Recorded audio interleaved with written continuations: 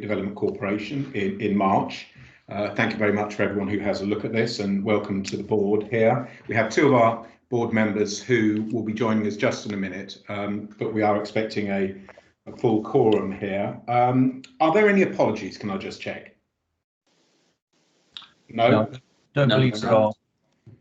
There are no apologies. So moving on then, I think the first thing we will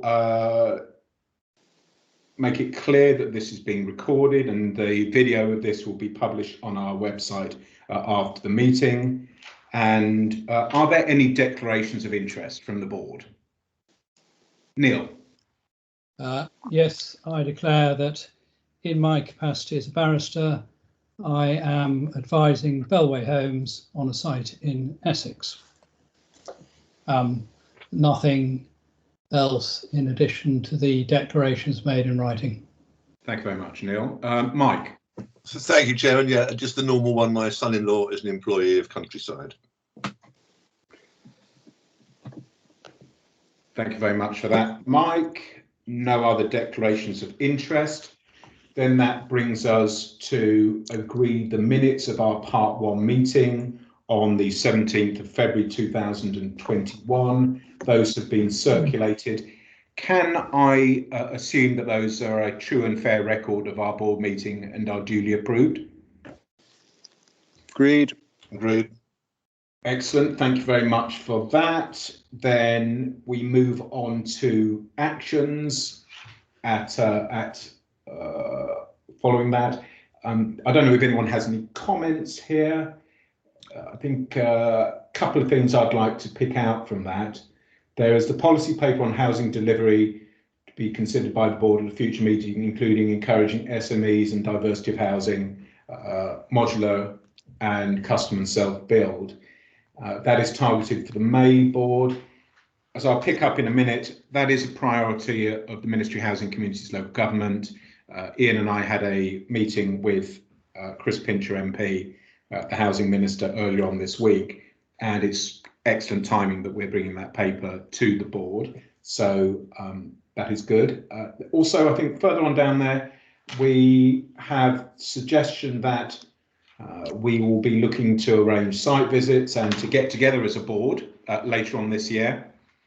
I'm hoping we can do that after, hopefully, the 21st of June change to lockdown, finality of that. So hopefully we can start scheduling those dates moving forward for us to get together. I know I've certainly had my my COVID first jab now, and I'm sure a lot of us probably have as well. So are there any other comments on the action list? Just one from me, Chairman, if I may. On the very top one, the board had previously asked for a note of the expected gross expenditure we would incur in dealing with the London Resort DCO. That hasn't gone round to the board yet, but we will circulate something ahead of the next meeting.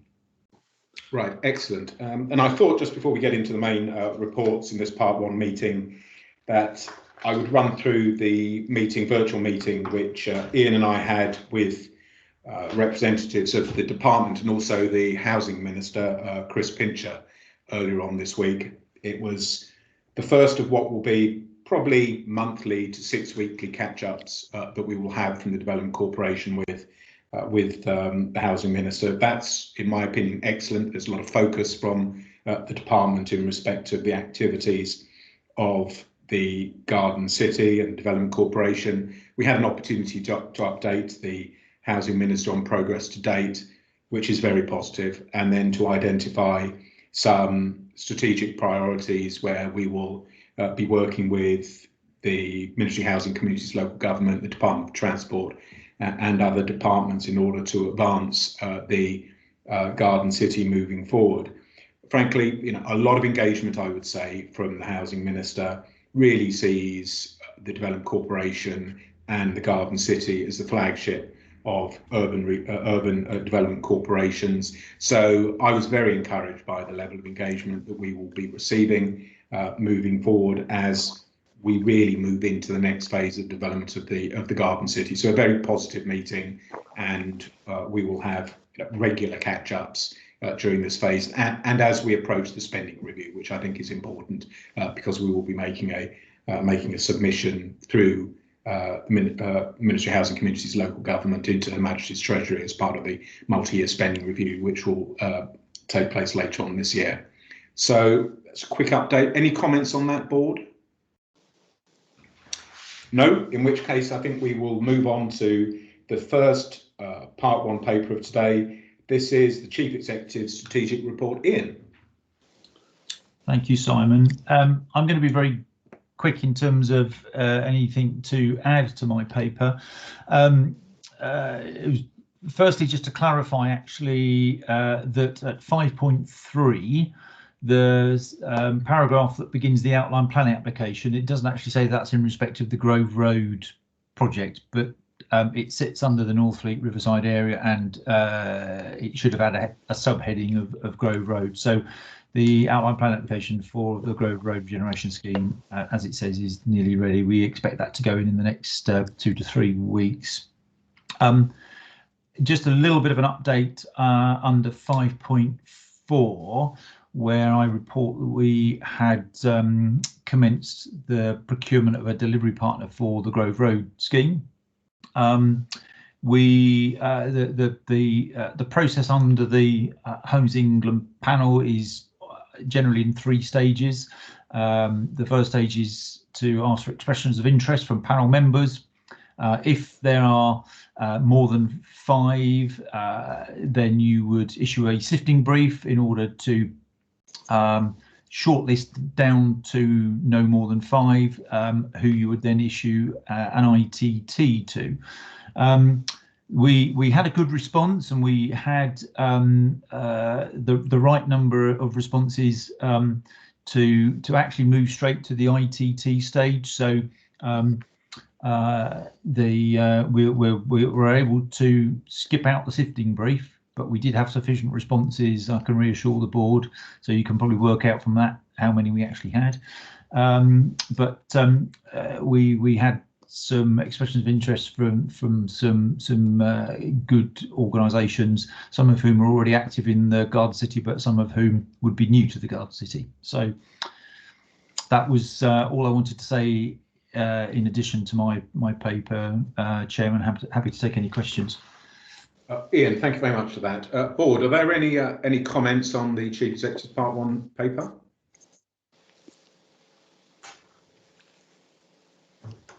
No. On that basis, I am going to take that is for information, and then suggest that we move on to the second piece of business today, which is our business plan for 2021-22.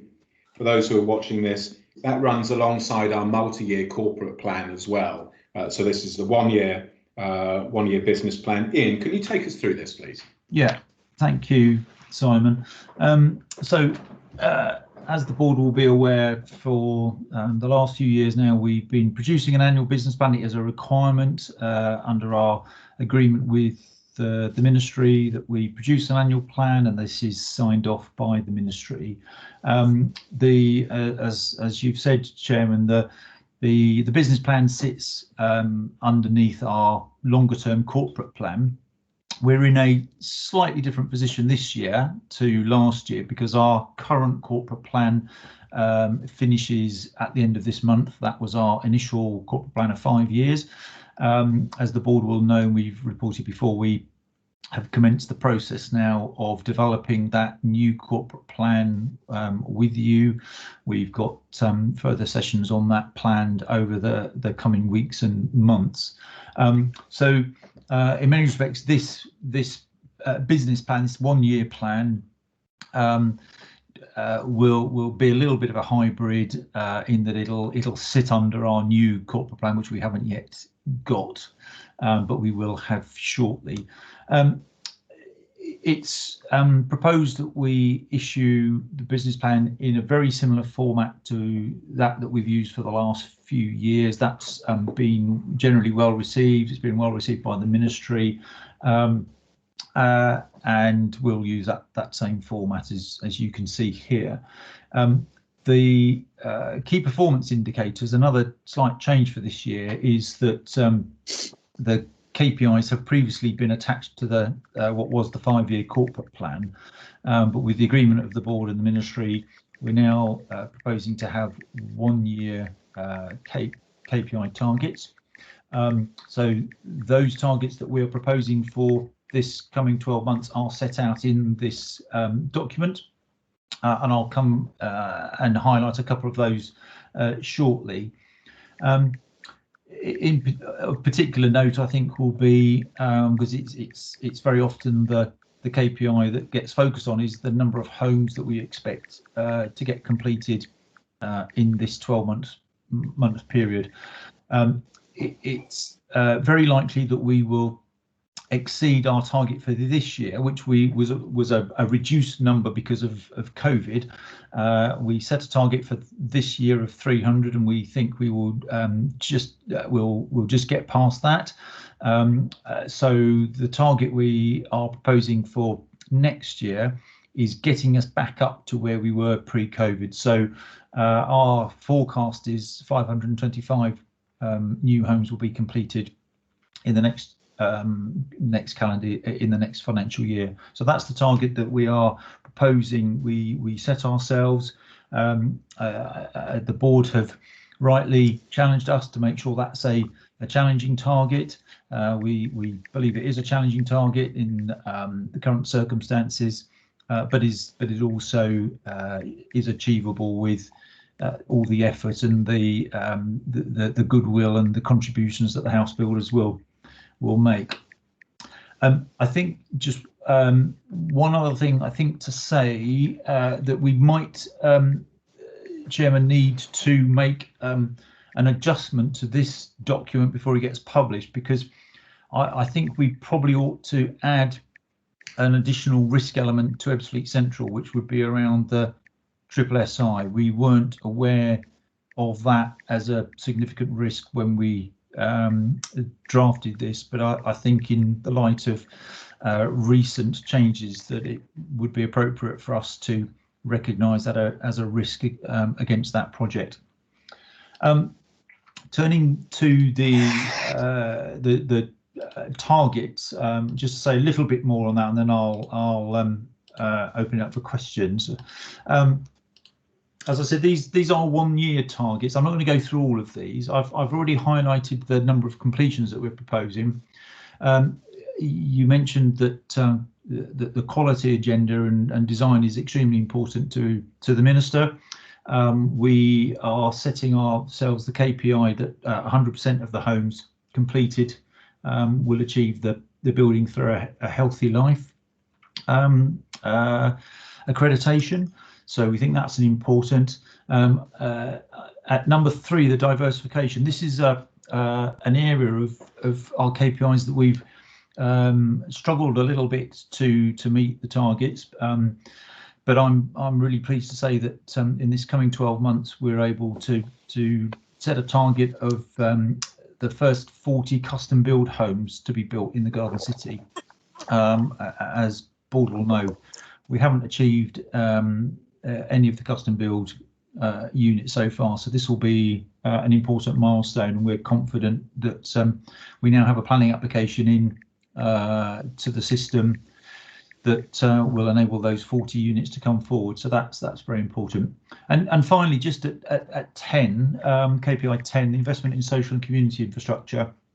It's really important as homes continue to be built that the social and community infrastructure is developed alongside that. So again, we've got a target there to see at least £5 million of investment in that social and community infrastructure. It's very important it doesn't lag behind the house building, and that's something that the board have been concerned about in the past. So I'm going to stop there, Chairman, and very happy to take any questions should you wish.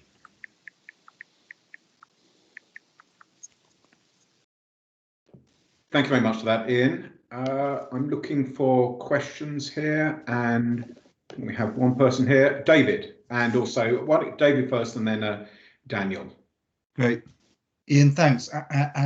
And I think this document reflects a lot of what we have discussed in sort of the lead up to this meeting just now. But I suppose the bit that's just caught my eye is we have a list of priorities, which I recognise.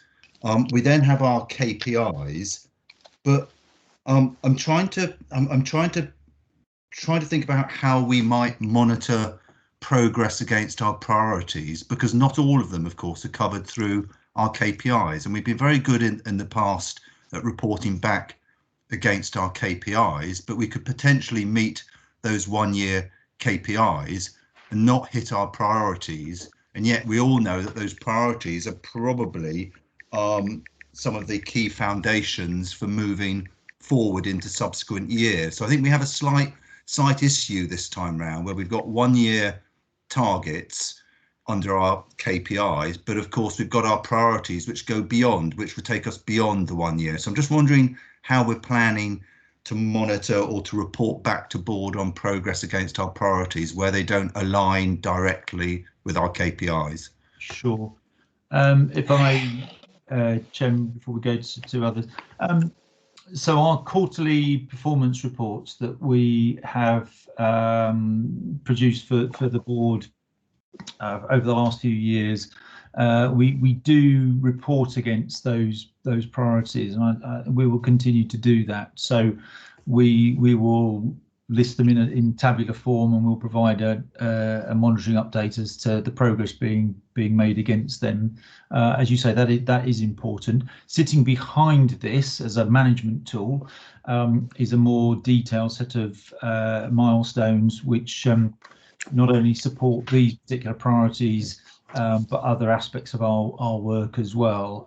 So as I say, the directors and myself use that with our teams as a management tool, but we will certainly cover those priorities in our quarterly performance reports to the board.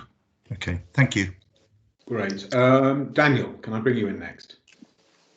Yeah, I'm just conscious that one of the largest and most challenging tasks for the planning team over the next 12 months will be engaging with and responding to the examination in public on the resort. And I'm surprised that there is no mention of that as a priority, and that I can see on page 6. Whether it should be cast as a KPI is a further question, but I strongly recommend that this be regarded as a priority because it's going to dominate a great deal of the work of one of our major departments. Apart from that, I'm grateful for the opportunity we've had to see this in draft and comment, and any other comments I made I think have been incorporated, and I'm grateful for that. But I don't see how this can be left out. We have to have an objective as well. We have to know what we're doing going into it, and in order to be able to reflect that in a 1 year business plan. If you want to come in there, there's obviously reference to London Resort in bullet point 6 of our, priorities for the year. Does that need, expanding, would you suggest? We could reword that because I think Daniel's point is particularly around the work that will lead up and be part of the examination. I mean, we've referred to working closely with the developer and local stakeholders, which is an important part of that process. But I take Daniel's point. It will be important work that we do. I don't know that I would be too comfortable to put in what objective would we be seeking to achieve from that in this. Well, do we know? Do we secretly have an objective that we're not willing to put in, or do we have no objective? Well, that's a really important distinction. I'm happy with secret. Let's go secret. But if we don't know what we're doing or what we're aiming for, Daniel, you're putting words into my mouth. I'm only teasing you. I'm not saying that there are secret objectives at all, but We clearly have a statutory responsibility as the local planning authority to play a full part in that examination as one of the relevant authorities. The board will receive a paper under part 2 where we will be setting out for you our thoughts on what our initial relevant representation should be. So our objective in the inquiry is to be as objective as possible and Yes. fulfil the role of our statutory duty. Ian, can I? But Sorry. I'm also thinking of us as landowner, because we appear in 2 capacities here. We do, and again we'll cover that element in part 2 as well. Yes. Yeah, But Ian, I can think- I suggest that I suggest that in that bullet point 6 that we include the statutory timetabled work that we will do during this 1-year business plan period as one of our objectives to be achieved. Yeah. Yeah. Okay. Happy to do that. Simon. Which I think puts a bit of much needed meat on the bone. Thank you, Daniel. Thank you for that one. I am now going to. Nick had his hand up. I think he was the next one. Are you still waiting to come in, Nick? No, I'll pass for the moment. Right. I'm going to run through the batting order here. We have Mike next. Mike. Thanks, Simon. And I agree with you. I think just that extra little bit of meat on bullet point 6 there would certainly fit the bill. What I wanted to ask Ian, because I've raised it a couple of times before about whether we have an objective to involve more the small and medium-sized construction companies, not just the tier 1 ones. So they're not mentioned anywhere in the document, and I wonder if that's something that we should revisit.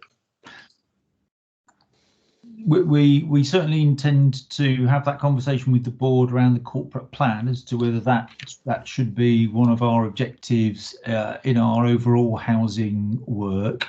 It would be very challenging to set ourselves. We don't have a KPI around SMEs, and the board previously suggested that we should have a specific. I think that is something that we can discuss as part of our corporate plan as to whether that's appropriate.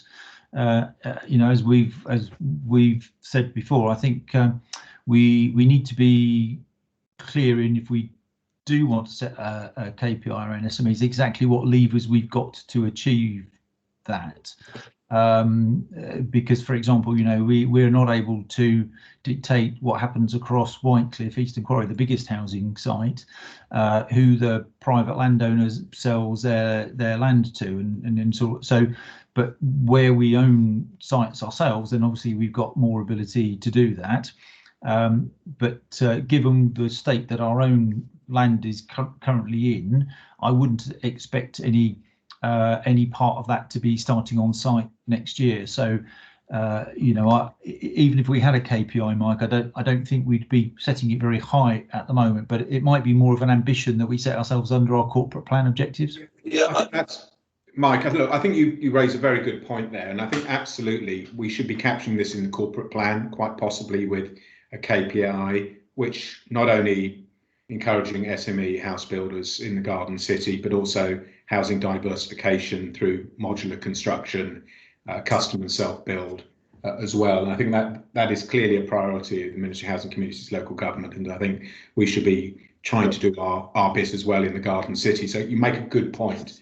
I think, Simon, if I may, it's not so much a KPI at this stage, but just an objective. But if we don't lay down a line in the sand somewhere, we're going to start that conversation, and whether that sits within an objective over the next over the life of this plan, which is only 12 months, to actually ensure that we get that work started.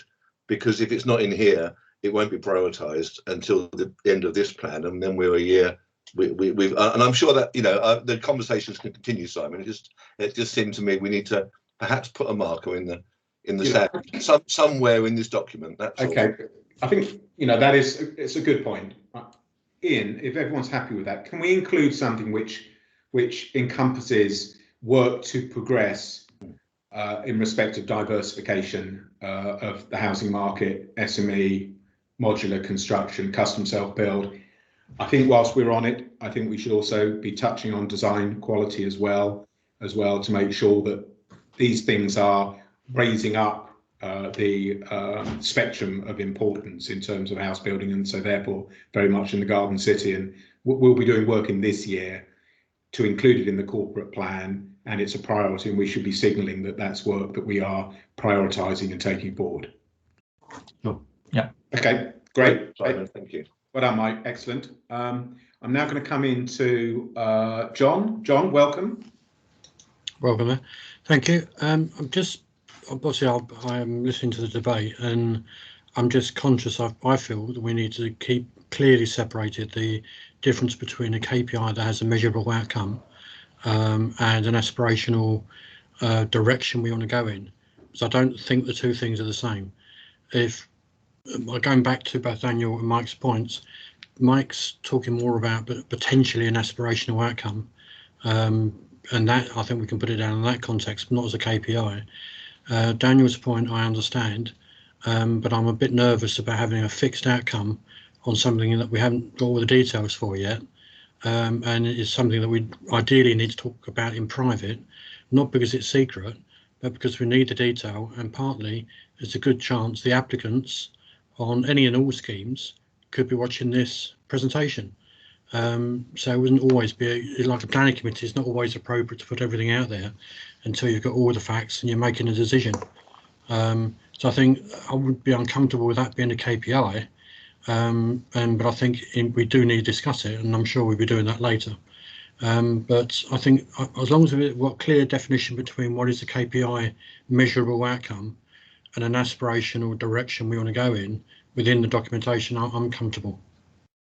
I think you draw a very important distinction there, John. So thank you for that. And I think anyone who's going to be active in the Garden City, if they're worth their salt, should really be watching our board meetings on playback. It's pretty important for them. So point well made. Can I now come into Neil? Neil. Thank you, Simon. Two separate points.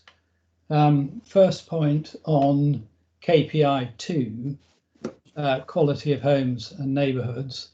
I'm very encouraged that the Minister is interested in this, and what I'm not suggesting that we make a change to this KPI now, but what I would like is that in future years some consideration could be given to how we measure, and it's really a difficult thing to do, the quality, because with a Garden City you're trying to create, and I think I mentioned this earlier, was you're trying to create something which will be a conservation area of the future, really high quality, where people are going to be proud to live.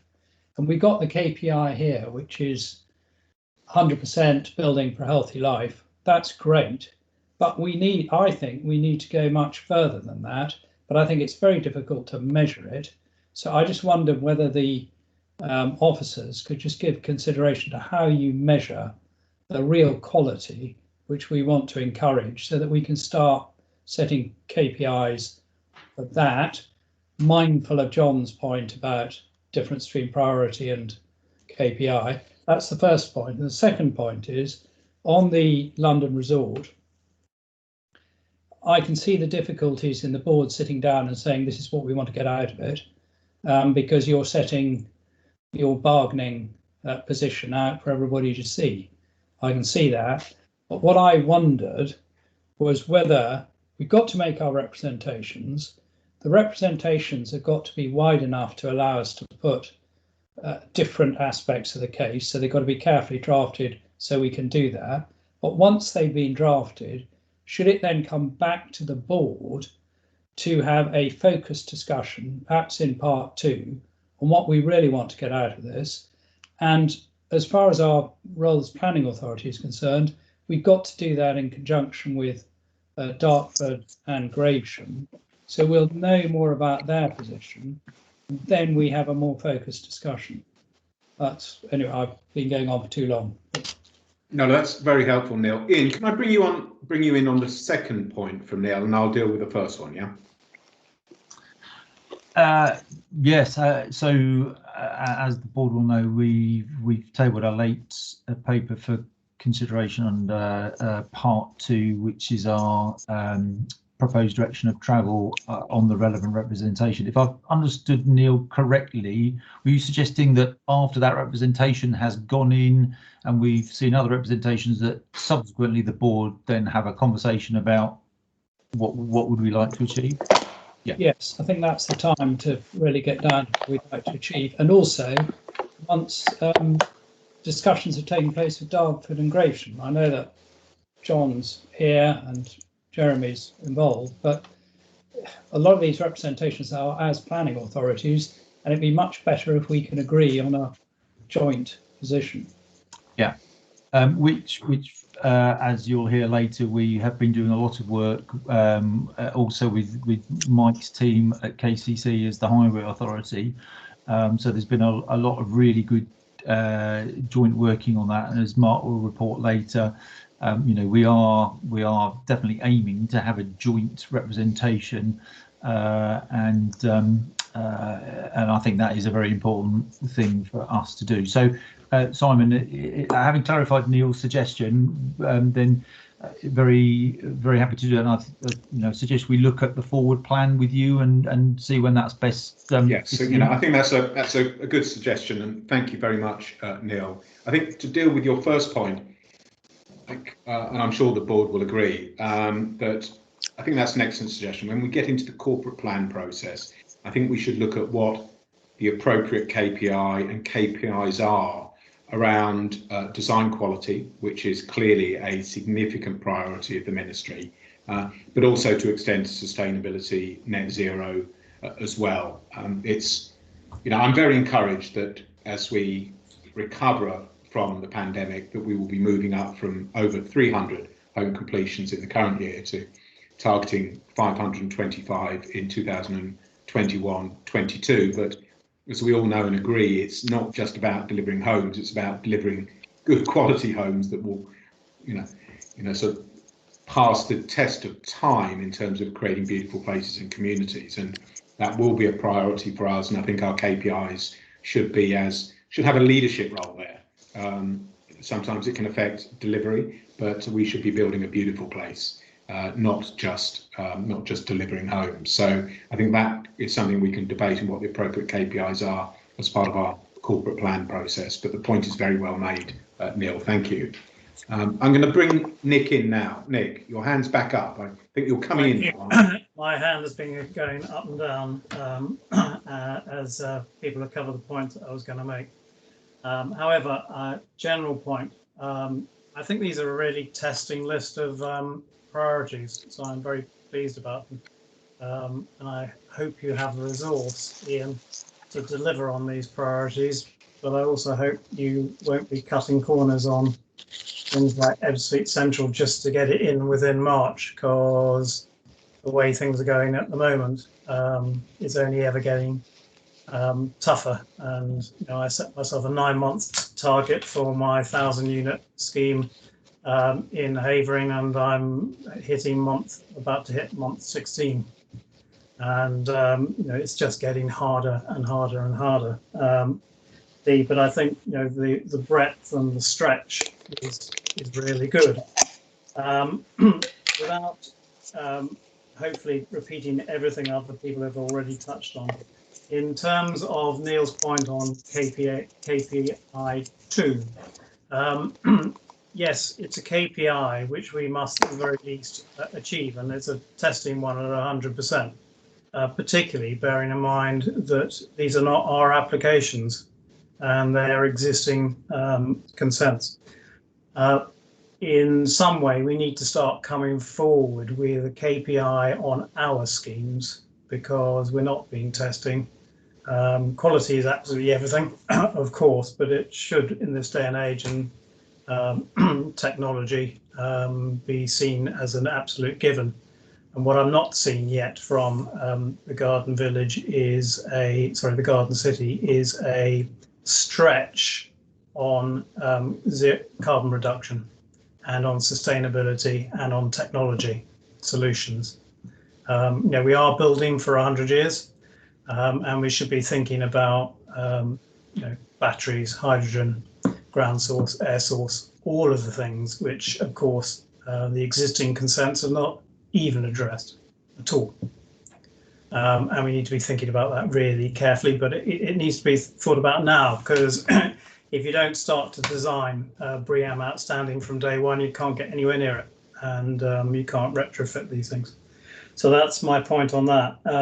In the context of the conversations we had about supporting SMEs, a really good point, obviously Homes England policy to encourage MMC whenever possible and SMEs.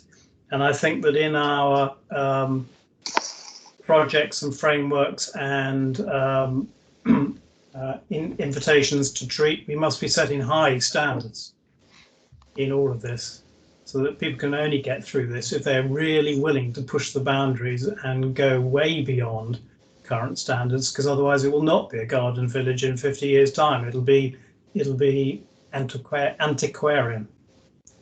And that's something which we have to deal with now. And then I'm also interested in your thoughts, Ian, very briefly, on the specialist and customer housing. Is customer housing self-build, or do you think it can be more MMC orientated, a bit like the sort of the Australian model of order, and it's delivered very quickly because it's MMC? And are you looking at, are we looking to favour later living, or is specialist housing for those with special needs? Yeah, can I bring you in on that final point? And Nick, thank you very much for those points that you made. Yeah, thanks, Nick. The paper that we will bring in the next couple of months around housing policy that Simon referred to, and is in our we'll look again at the whole issue of different housing typologies and so on. We've done work as a board on this previously. It's probably about 18 months or so ago, where we looked at the range of customization and self-build and the spectrum that exists there. As you know, it sort of ranges from giving the purchaser the ability to choose the colour of their tiles to the full sort of self-build experience. And we looked at that spectrum as a board, and we, given the opportunities that we thought existed or didn't exist, we as a board decided to focus on trying to achieve custom build homes. Now, you know, again, custom build can be quite a broad spectrum, depending on how much customization is allowed, permitted. The planning committee looked informally at a briefing session a couple of months ago at the submission that was due to come in from Westerhill Homes and has now been submitted. And the planning committee were very keen to understand the level of customisation that was going to be available there. And actually, I think Bob and Daniel can say, because they were there, but were very pleasantly surprised at and satisfied as to the amount of customisation. So there is a range. It is about choices, and we'll bring some of that back again to the board in the paper that was mentioned in the next couple of months. I think it'll also be a bit of a conversation around the corporate planning day that we're proposing as well, Nick, as to where we want to pitch.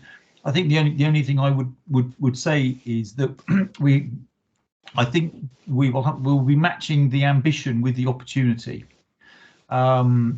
because there may be limited opportunities to achieve some of these things, and that's not me trying to be negative at all and not have that ambition, but we also have to say, well, where is it we can possibly achieve these things, and as we know, it's probably going to be easier to achieve some of these things on land we own, where we can dictate and control things, but we'll also be faced with financial targets on those sites as well. So, the board will be faced with choices, probably about the sort of policy objectives that we want to achieve when we dispose of our own land, as well as hitting, financial requirements that will be asked of us to in terms of receipts and things. So, but those will be policy choices that the board will have to make on individual disposals and individual sites.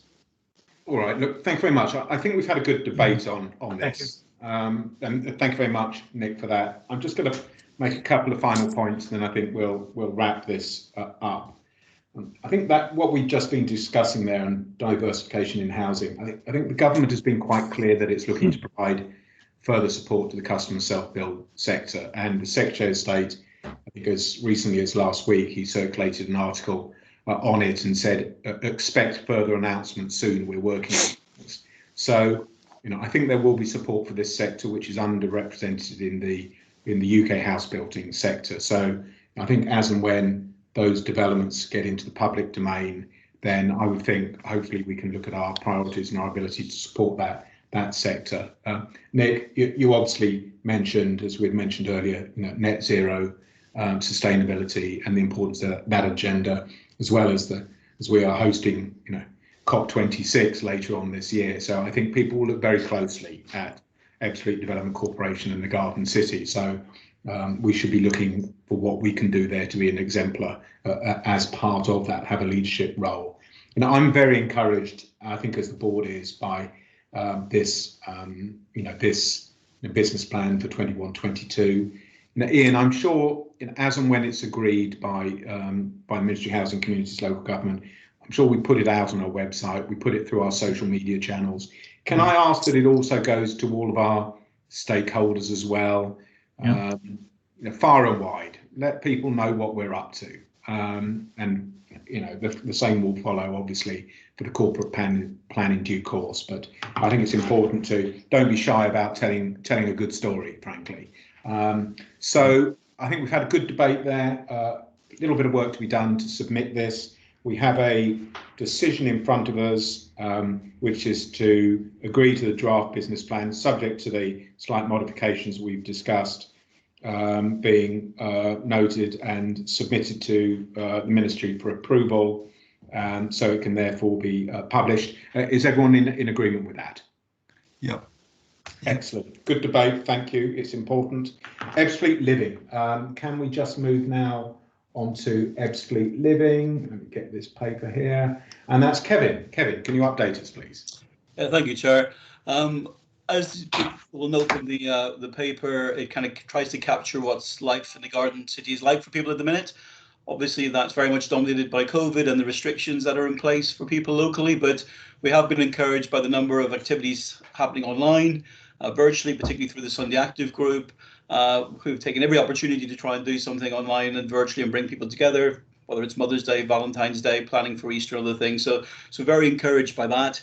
And we will, over the next couple of months, be promoting our community infrastructure, our community investment fund and creative ideas fund to try and help local people with ideas who want to start a plan for the summer and thereafter when restrictions lift, to try and help them to do that. So we'll keep you informed on that.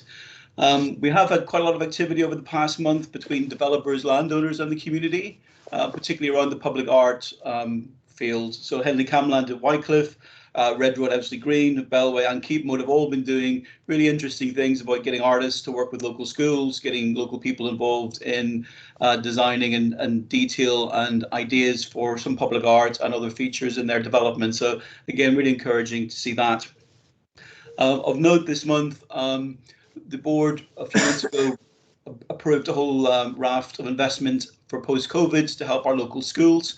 And the first of those projects have come to fruition. So at Ebbsfleet Academy this month, they installed an outdoor gym. The outdoor gym will give the school another learning environment, which the pupils can use when they went back last week. They've actually been having classes to learn how to use outdoor gym equipment in the past week as well. So that was something we've really helped schools deal with post-COVID, for example, as their gym's not currently in use at that school. So there'll be a number of other initiatives in this field coming forward over the next couple of months. So really great to see that coming to fruition. The Development Corporation has just recently, and will run for the rest of this month, launched a resident satisfaction survey. The resident satisfaction survey is something we plan to do biannually, and it really gives us a snapshot of what it's like for local people in the Garden City, and will really help us understand what's working, what isn't working, and how we kind of plan and prioritise moving forward. So we'll report back to board in the next 2 months on the outcome from the resident satisfaction survey. We've also launched what we call our Commonplace website, which is an interactive tool to help local people genuinely and meaningfully engage in our master planning processes, in the design of our community buildings and everything during the COVID period. So this is the time-limited tool which we've introduced, firstly to really make sure that people can get involved in everything that we're doing when we can't have face-to-face sessions. So again, the first one of our projects launched, and that has been launched in the last week. And then finally, just to say that we have appointed an education and skills coordinator, and they'll be working across the local schools, the contractors, the builders, to try and develop an apprenticeship program to try and make sure that local people do get access to the jobs and opportunities in the Garden City, and to really try and make sure that the developers and contractors here will also have skills locally available to them. So we hope to launch that program later this year. So happy to take any questions. Kevin, thank you very much for that. Thank you very much for all the hard work. Bob, can I bring you in, please? Yeah, thank you, Chairman. I just wanted to thank Kevin again for this report, because it gives you a real feel for what's happening, but it's also very impressive the amount of community development work going on through this current COVID crisis. And also it's very heartening to see how much community activity there is. Having been involved in creating communities in the past, it's not always as easy as this actually appears to be at the moment. So it's very, very heartening work. But I wanted to ask a specific question of Kevin on para 333, the appointment of the Education and Skills Coordinator. From my experience, again, in construction training programs in the past, they've been supported by quite heavy revenue programs to make sure you can get this connectivity between the actual contractors and the people you're trying to help move into these particular jobs. And I was just wondering, have we actually got a budget to provide that revenue support as we start to launch this program, as we work with the developers? The simple answer, Bob, is not for the program itself, but there have been numerous programs launched, particularly post-COVID, with opportunities for funding for us to potentially access. So Lara Poole, who's the person who's taken on the role, is coming directly from North Kent College and has very good experience in working with these different funding streams. So we'll be working with Lara and the contractors to try and make the links between available funds, the opportunities on our sites, and the apprenticeship program. I think longer term, this could grow to be something very ambitious for us locally. Our local authority partners at Gravesham and Dartford are also really keen in working in this field. So we really want to work as a partnership, and we really just put this post in to almost act as that conduit between what exists and try and really make sure people are aware of the opportunities that are going to come in the Garden City. But we are conscious of that funding stream, Bob, that we really will have to try and access some other funds potentially from other places, but there has been a whole raft of opportunities that have been published or launched over the last few months. Okay, thank you. Thank you, Bob. Thank you, Kevin, for that. David, can I bring you in, please? Yeah, and Kevin, I think what's obvious from this report this month is that sponsorship level that's taking place between landowners and developers and the local community. And I suppose as an accountant, my question would be, are we getting a contribution from everyone that we feel we should be getting a contribution from? And in a more balanced way, I'd probably put the question slightly differently and say, are we ensuring that those right links are in place, or the right awareness is in place by the local community to go out and seek sponsorship opportunities for ideas that they have? Because going forward, of course, we would wish as a corporation to stand back slightly from this and allow the community to work directly with landowners and developers. So I'm just wondering how we help that transition to take place whilst the community is developing its skills in that area. Yeah, I'm glad to say, David, that our community champions are very, very proficient in this area. We have a number of, for example, pioneer ministers, and they are very aware of all the opportunities, all the contractors, and they're knocking at everyone's doors for support. But often it's very small amounts of money, and often, it's a partnership approach that we have been taking. But I can assure you they are looking not just at us, but looking across the opportunities. I mean, good examples of that are when we funded Edible Ebbsfleet Gardens in the past. We've provided some of the infrastructure costs, but the developers have actually given them free labour to kind of build the edible garden. So that's been something that's been quite common. A good example that the first thing we've launched on Commonplace is a study trying to understand the needs for community space across Whitecliff and Northfleet. Henley Campbell have made a very significant contribution to that project, which we're doing as part of the Cultural Development Fund. So very much we are working in partnership with the developers as we're doing this. And I think this is obviously an area as the community evolves and becomes more refined, they'll have much better ideas of who they can go to for other funding as well. But we do very much act as a post box for them and direct them where possible as well. Okay, thank you. Kevin, thank you. David, look, thank you very much for that. It's a good paper, as always. I'm involved in the Northfleet Designer Playground competition judging next week, which I'm looking forward to doing that on Teams. I'll bring all my local authority councillor expertise to that activity. It's a good paper. I think we're just going to be noting this. It's for information. Thank you very much indeed, everyone. Good chat around that. Can we move on to communications? And Mark, can you take us through this, please? Yes, of course, Simon. Thank you. I just wanted to really, I won't run through the whole report, but I just wanted to highlight those website figures, which is a new record for us. It stands at 8,837 people last month looked at our website. Those are individuals. So if you come back and visit us twice, it doesn't actually count those as a separate figure. So it's good. It's good news for us. I think what's also good is that people are spending about 2.5 minutes on our website and are looking at about 3 or 4 pages on average. So compare this to the national average, which is about 60 seconds per website these days, which some people could find that laughable. I think we're providing content that is engaging and interesting for our readers. I should also point out that even though we're only halfway through this month, we're already up to 5,400 visitors already, with some evidence that some of the ones who found us through the blog I mentioned in my report are coming back to see us. So all in all, I think it's very good news. No, absolutely, Mark. And 543 people watched our last board meeting in part 1, which is fantastic. Let's see if we can get that number up. Yeah. So well done. That is just for noting a board. Are there any comments on that? Ian, I think you want to come in there. Ian, your hands up. Thank you, Simon. I just wanted to add what wasn't in Mark's paper, because it's a very recent thing that we've agreed to do. So I think we've Simon and I in speaking to a number of Simon and I, in speaking to a number of the house builders in his introductory meetings, it was mentioned about collaboration and promoting the Garden City as a great place to live, so that was quite a theme that came through. I'm always very conscious that we try to achieve as much as possible on a very limited comms budget. We don't spend very much on comms, and frankly it will be quite difficult for us to spend huge amounts on big campaigns. So we use social media an awful lot, and that's why Mark's report focuses on that quite a bit.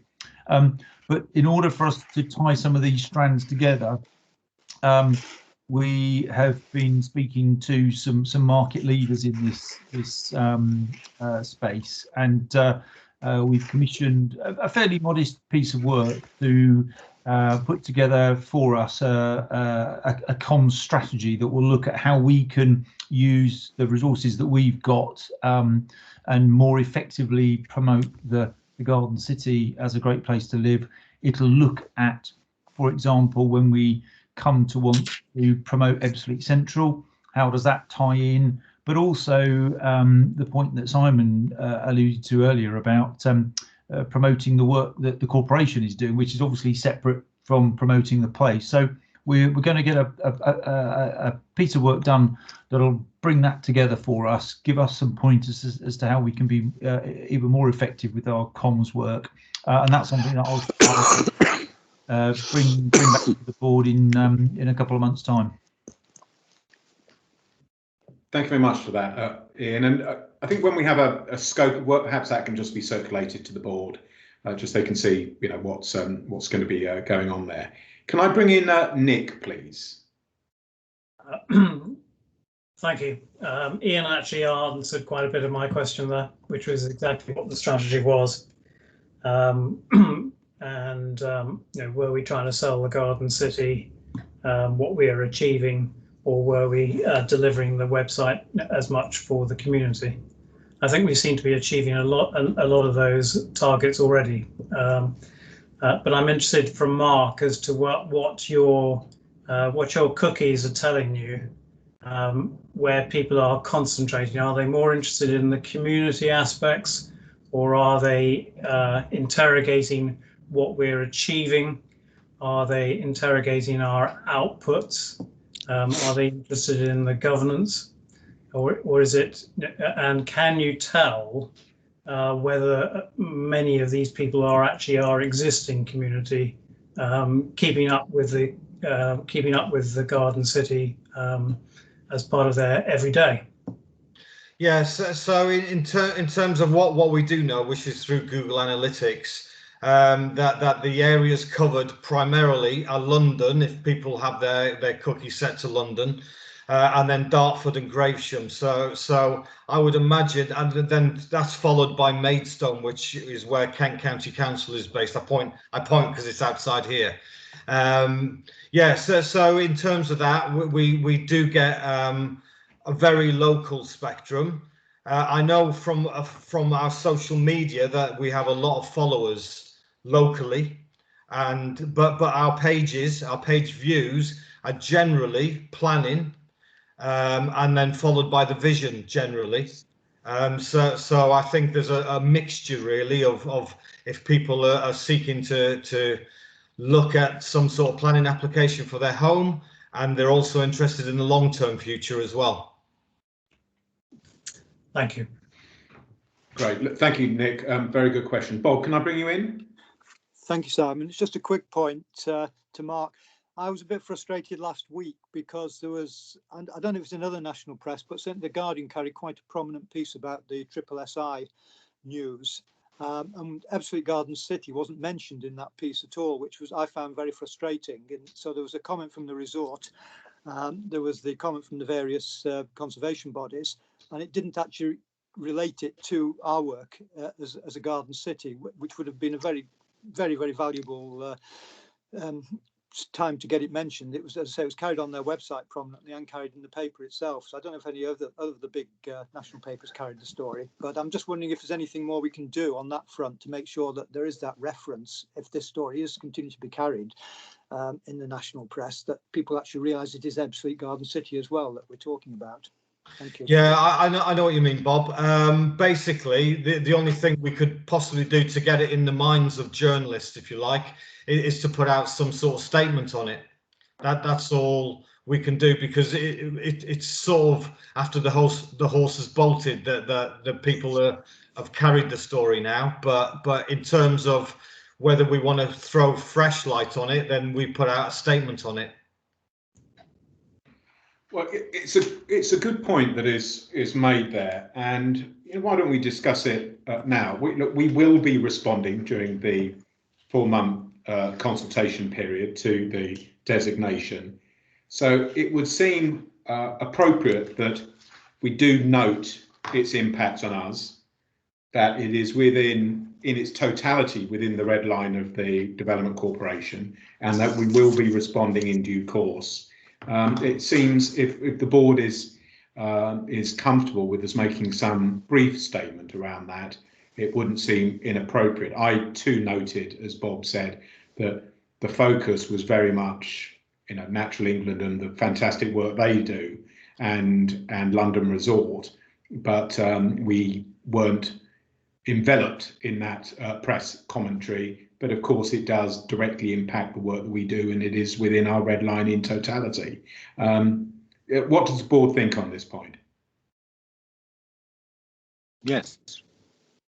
I would keep our powder dry. Neil, can I bring you in as well? I agree with Nick on that, because we need to think quite carefully how we respond to this, because as a public body, there are various duties imposed on us, and I think we need to navigate our way around this very carefully, but it's obviously going to have a considerable effect on the ability to develop part of the Garden City. And how we respond to it is not something I think that we can just put out an immediate view on. Yeah, indeed. I was suggesting that we note that it affects us and that we will be responding in due course, and that we just leave it to that, not the nature of our response. Well, I would agree with that, but I don't think we can go any further. Yeah, I think it's very important, Simon, given the fact that we didn't seem to have been recognised as part of the bodies or one of the bodies that was affected in the Guardian article. So I do think that that suggestion is the right one, but agree with Neil and Nick that we shouldn't go beyond that at this stage, which I don't think you're suggesting, are you? No, I'm not. Can I bring John in and then Ian on this point? Thank you. Not for the first time, but you'll probably find again it will do it, but I actually don't agree with what's been outlined. My reason being that the fact that the EDC areas were overlooked, I took as a positive, in that it meant that you weren't the focus of some of the local commentary. As a local member dealing with some of these issues, everybody's focused on the big part at the top, London result, and everyone's assuming the EDC is going to move forward. As a government agency, effectively, which is what we are, we need to be seen to be working to resolve these problems behind the scenes with government, if indeed it's a problem, as opposed to being seen even a noting comment in local paper, because our local reporters won't leave it at that. I promise you that. They will be on to you for full statements, background, why you own your noting, what are you going to be saying, when are you going to say it, we share that with us, or you tell us in advance. That's the storyline. So I suggest having no comment and just letting it pass. This week, there's other news items coming up. We move on quite quickly. I think we need to deal with this behind the scenes and resolve whether it's a problem or not behind the scenes, as opposed to enter into a public debate about it, would be my opinion. John, look, it's important to have diversity of views. Thank you very much for that. Ian, can I bring you in? Yeah, thank you. I share John's view on that. I think I'm most of the comms people I've ever worked with have always said, well, if you say that, the next question is going to be this, and I rather think that the next question will be, well, yeah, but what is it you're going to say then? What's your view? And so I'm not clear, I must admit, on what the advantage of drawing attention to this at this point is, but obviously be guided by the board. But I rather think that the next question will be, yeah, so what are you going to say then? Nick, can I bring you in as well? Yeah, so I agree with Ian and John. From my point of view, is we should carry on below the radar for as long as possible. That allows us to do whatever deal we can do to negotiate the process. And we should not suggest that Ebbsfleet Central in particular is compromised, because you only need one article and people will never forget. Yeah, well, I agree, but this is a part one meeting, so it's out there. So look, I think I'm picking up the general mood in a finely balanced thing. Let's not put a statement out. We'll make progress on it. The point is well made. We've debated it. It's important to debate it. All right, great. Now we move on to our next paper. And Mark, thank you for all your hard work on this. We move on to our next one, which is board committee appointments. Ian, can you just take us through this, please? Yeah, thank you, Chairman. Hopefully it's fairly self-explanatory. Obviously, we've had several new members appointed to the board, so it was both necessary and an opportunity to review the appointments to the sub-boards.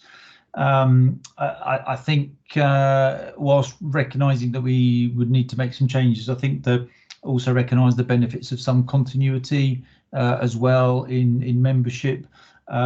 So in discussion with Simon, there's sort of minimal numbers of changes have been made.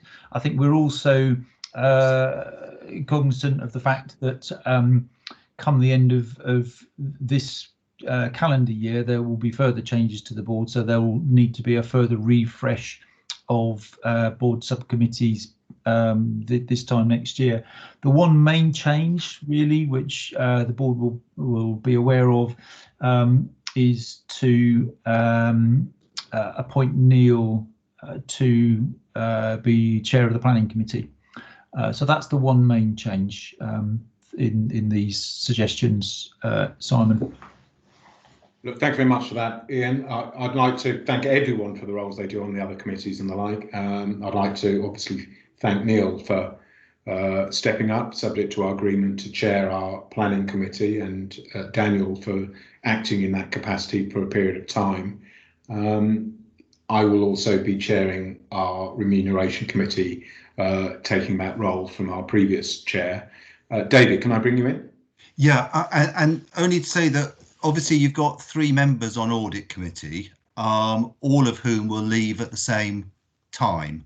And so I would suggest that at some stage during the course of the year, and of course, depending upon when new appointments take place to the board, you may want to consider about rotating out or adding an additional member ahead of getting to the end of January 2022, because it would not be good practice for audit committee to have all 3 members, including the chair, come out and be replaced by 3 new members. That a degree of continuity, I think, is going to be quite important there. Yeah, it's a David, very. I have already come off. David, sorry, Louise. Oh, sorry. Yeah, sorry. I came off in December. But actually, it's sort of whether you want to bring an additional member on slightly earlier and ahead. So sorry, I sort of meant to say 2 members. But it's whether you want to bring an additional member on ahead of January 2022. That's all. Because you'll be changing the chair of the audit committee at the same time. Yeah, it's a good point. I looked at that, David, the point that you're raising, and I took some comfort that Nick was on there. Yeah. But you know, clearly, you know, in due course there will be 2 changes there, including a change of chair. So I think as and when we are running a process for the new non-executive directors, you know, we need to be cognizant that one of them will be chairing that. Potentially, unless Nick is making a strong play for that. Or we need to make sure we get an accountant on board as one of the members if that person isn't going to be chairing. I think is the point I'd make. Yeah, look, you know, absolutely. Okay, all right. No, I think I've made the point. I think we just have to be cautious about not going through the entire balance of the time to the end of January 2022 without thinking about whether we've got the person on in the interim. That's all. Absolutely, absolutely. Thank you. So we have a set of recommendations in front of us. Are those duly agreed? Agreed. Excellent. All right. Look, thank you very much for that, board. That then brings us on to planning and housing delivery. Thank you, Chairman. Hi. Yes, so thank you. So yes, just the usual update paper from me. So as identified in 2.2, planning committee won't be meeting today. It's likely that we'll be meeting next month. Develop an informal presentation from another Bellway scheme actually, but this time over in Alcadon. One thing I haven't noted in the planning committee update is just a likely future item in relation to the Bear Pit Public Art. So we've been receiving quite a lot of local interest on that scheme, on the application of Cable Wharf being brought forward by Keep Moat. So depending upon how that plays out, or where the comments end up falling, you know, in terms of that, we may be taking that application in due course. There's a relatively long update in terms of section 5 on the Dartford local plan. So yeah, as obviously identified, the consultation runs until the 9th of April. So I've tried to provide sort of a fairly high level summary in terms of the strategic elements of the plan. There's also a development management policies element, which is also going to be applicable for us, which my team are currently working through at the moment as well. Identified in 7.3, we are now over the 300 home target for the year, so that's nice and reassuring at this stage. So we'll obviously be able to report the final number for next year. And then just to flag, we're still struggling a little bit with sales data. So we're going to be having a word to the developers and having a think about the dashboard to see how that can be better portrayed and try to give the board members something slightly more I suppose, reliable to look at in terms of a guide around the market. But that's it from me. Happy to take any questions. Mark, thank you very much for that. Board, are there any questions here? No. Neil, can I bring you in? Thank you. Mark, can I just ask on the dashboard, and it's referred to in your report as well, we've got for 2020-21, so it's on page 75, we've got a developer forecast of 568 for housing starts and completions, and that forecast of 568, which is obviously different to the figure for completions, suggests that things are moving along quite well because there are more starts or forecast starts than there are completions.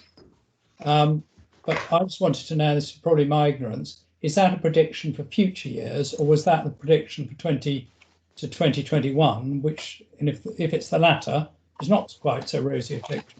Yeah, yeah, absolutely. So the developer forecast column in the dashboard in the top left is there to remind the board members of what the developers were actually forecasting on the 1st of April last year. So we normally try to include that so that there's a reference point during the year. I'm not quite sure whether we actually ended up changing those numbers, because I'm sure that the 371 completion target was originally higher, and I know that we did quite a lot of review around June, July time, obviously after all of the construction sites reopened. So the actual start number is 239 in comparison to the original forecast of 568, but that 568 would have been established before any of the COVID stuff kicked in.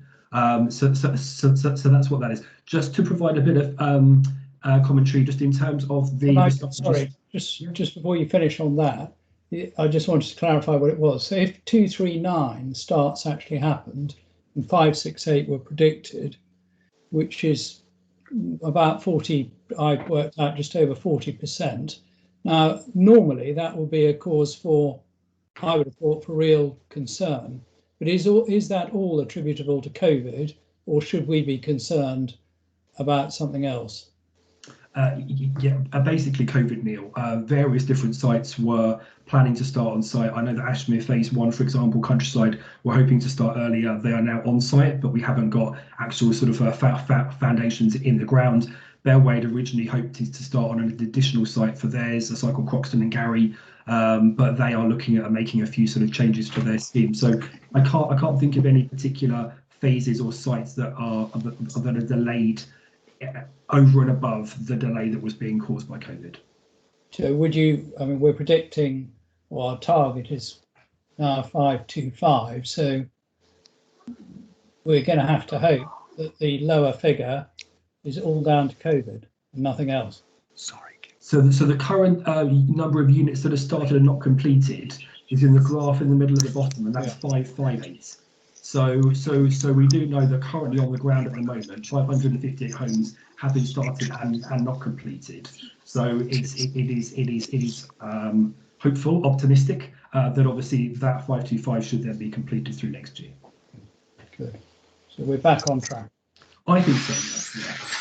Thank you. Great. Look, thank you for that. Bob, can I bring you in, please? Thank you, Simon. Just a quick one on the same subject exactly. In para 7.2, Mark, you've said there were just 12 further starts in the last month, which was worrying me. And just listening to the answers you've just given to Neil, obviously we haven't got all the information, and obviously there are a number of builders about to start, but that still needs a really big increase in momentum to get to the 525. And I just wondered, it would be useful to have a bit more information perhaps next month. As you've said, there are several schemes about to go, but I'm just really asking you are confident there are enough coming through to start on site to make you think the 525 is. It's got to be we want an ambitious target, but we don't want an unrealistic target.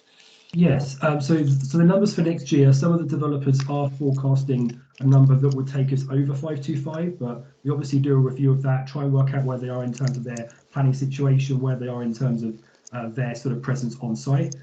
So that's why we feel that the 525 number is going to be more realistic for next year. But because of the pipeline, certainly in terms of planning permissions, but also who is currently on site, and as I say, in terms of that started and not completed number, the 525 number should be okay. But what we'll do is we will do a bit of interrogation, and I can explain where those units are likely to come forward for next month, just so that you can, just have an idea spatially where that's going to be. That would be great, Mark, if that could be in next month's report. Excellent. And John, can I bring John in? Thank you for that good, useful discussion. John? Thank you for that. Putting in context, I think the 550 target isn't unreasonable and should be hopefully delivered in the whole year. It's quite easy sites to build out. Putting in context for Gresham, the government set me a target of 750 a year. And we're currently doing about 350. So I want to step up another 400 units on top of what I'm already doing, or lose planning control. So putting it in context, you've got an easy job there, Ian. John, good luck with that. Very quickly, look, this is excellent, Mark. Thank you for this. I've got one quick question. I am following Northfleet Harbour Restoration Trust on Facebook. Okay. Yeah. They seem a little disappointed with our plans down there. Can you enlighten me any on that? That's associated with the Grove Road scheme, so I'm not sure if I'm the best placed person. It's probably either Ian or Julia, because that's coming forward from the development side of the organisation.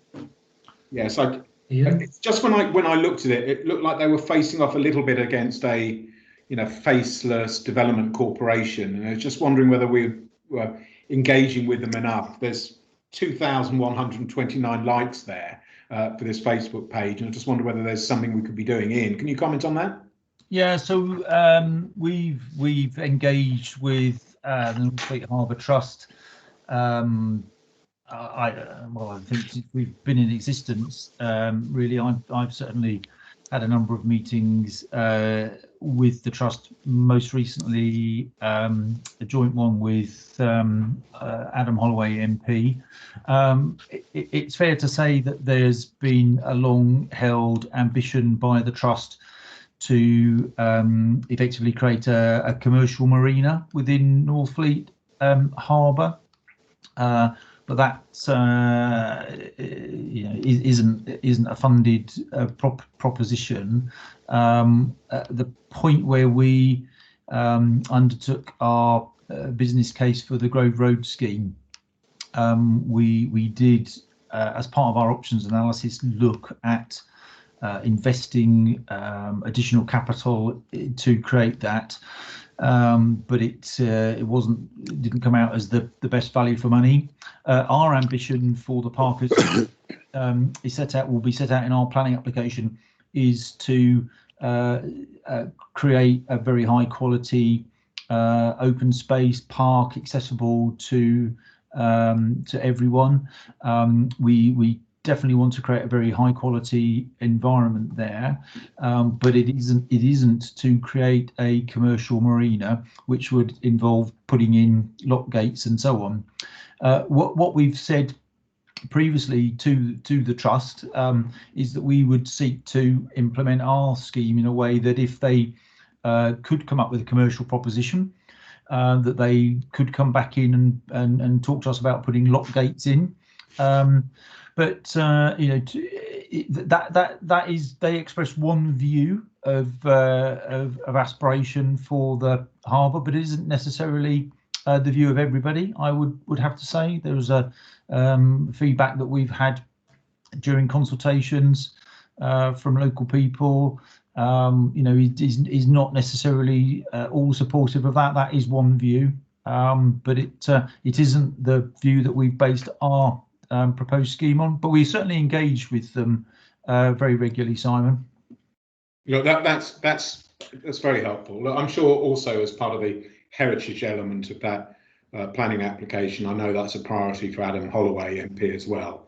So the extent to which we're able to recognise the provenance there, I'm sure we'll be looking to do that. Thank you, just enlightening me there.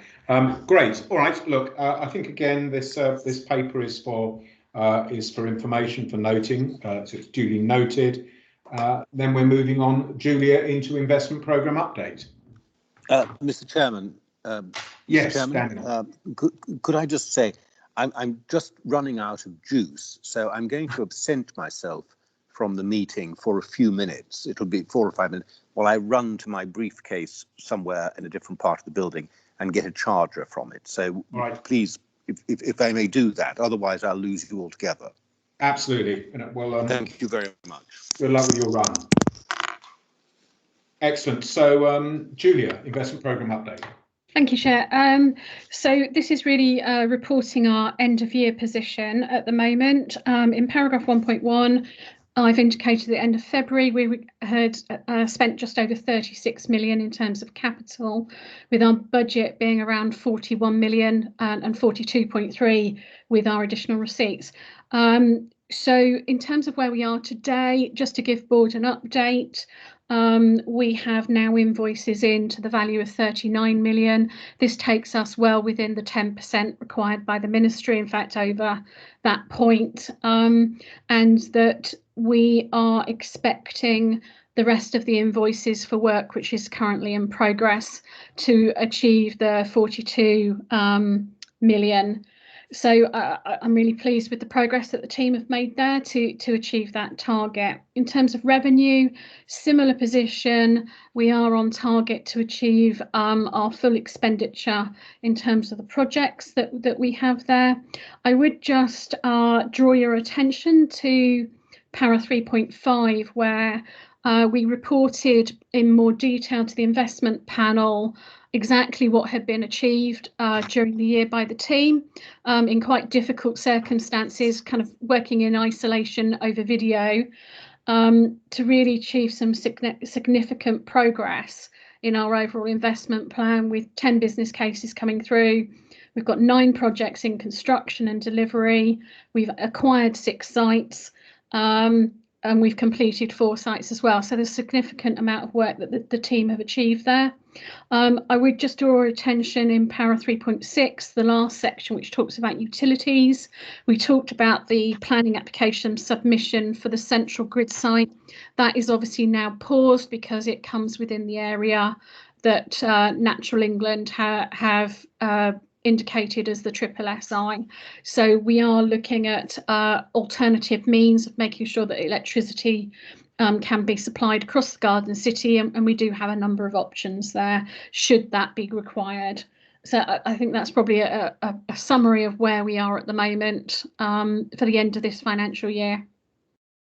Thank you very much, Julia. A tantalising reference to the SSSI and implications there. Board, can I ask if anyone has any comments on that? No, I'm going to. All right, Bob, quickly. Sorry, Chair, I don't want that item to go without just congratulating the team, actually, because Julie's just undersold it a bit. They're spending, we're coming right in on budget, which for an organisation like this, with the year that we've had, I think is a very considerable achievement. It's been an exceptional year for everybody, I know, but to come so close to our budget is brilliant effort. So I really think that should be noted. And secondly, again, undersold a little bit, is how much work, preparatory work, has gone on in getting project briefs and getting business cases prepared. And as a member of the investment panel, I just wanted to emphasise that really to the rest of the board. I mean, it's I think given the working circumstances, it's a very, very good achievement by the whole team working on projects. Absolutely, Bob. The point is very well made. You got in before me, but you were also more experienced in this as well. And I've been incredibly impressed with the work that Julia and her team do here. So the points are very well made. Congratulations, Julia, as we approach the end of the year. Vital work and spending taxpayer money well and on time, on budget. Well done. Excellent. So that is your report. Thank you for that. And we are now going to move into the next report, which is for Ebbsfleet Central.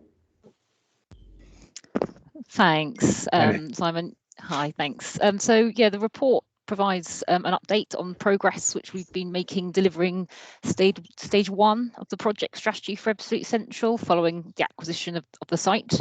So the report covers how the strategy is focused around 3 areas of intervention, which once delivered, we believe will enable us to be in a position to commence a process to secure a development or delivery partner for the first phase of development on the site. So as the paper details, the work streams firstly would see us focusing on developing a new master plan, which would also then form the basis of a new outline planning application later this year. And as I report, good progress has been made on this, and we have commenced some initial engagement with statutory stakeholders on this recently. We've also been working on the legal and commercial arrangements on site and starting to work now towards submitting a business case again later in the year to secure further public investment, which we believe is required to facilitate that first phase. So as has been mentioned a couple of times so far today, since writing this report, we have now had the confirmation from Natural England that quite substantial amounts of the land which sits to the west of the Channel Tunnel rail link in Ebbsfleet Central has been formally notified as a SSSI. So I think, in light of this is obviously very recent news. We're taking some advice and we're considering the impact that may have on our current strategy and the work programme and timetable that I've detailed in the report. And at this time, that is still very much work in progress, but we are undertaking that review at present.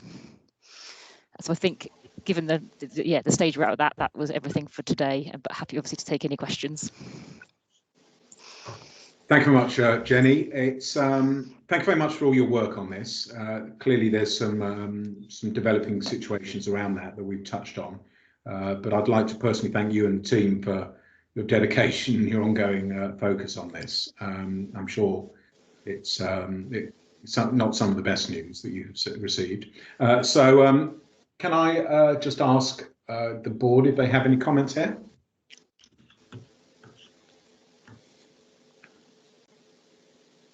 No? Good. Right. Well, we are going to discuss some of this in part 2. So thank you very much for that update on Ebbsfleet Central. Thank you very much. Can we now move into finance and operations? Gerard. Thank you, Chair. Good afternoon to everyone.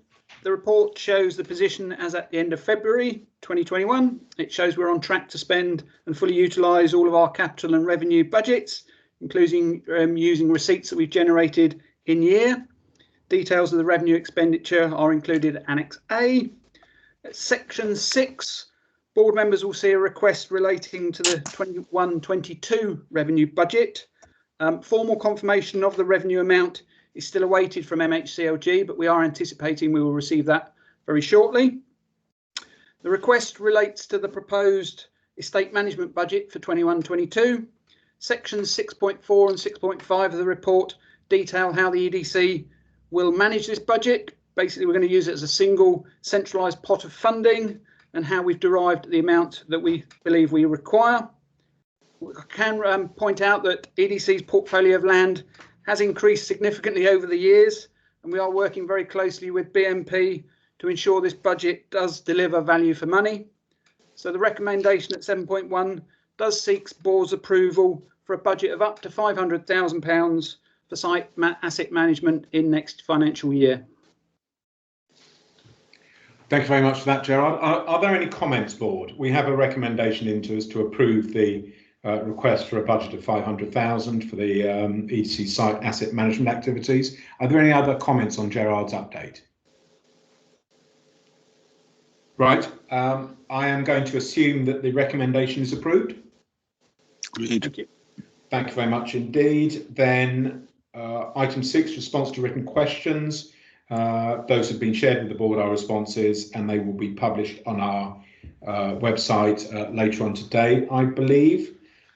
So I think that then brings us to the end of part 1 element of our meeting. I'd like to thank the board. I'd like to thank for everyone who is going to be looking at this when it's published on our website. Look forward to our next public meeting. I think that concludes the part 1 element of our meeting.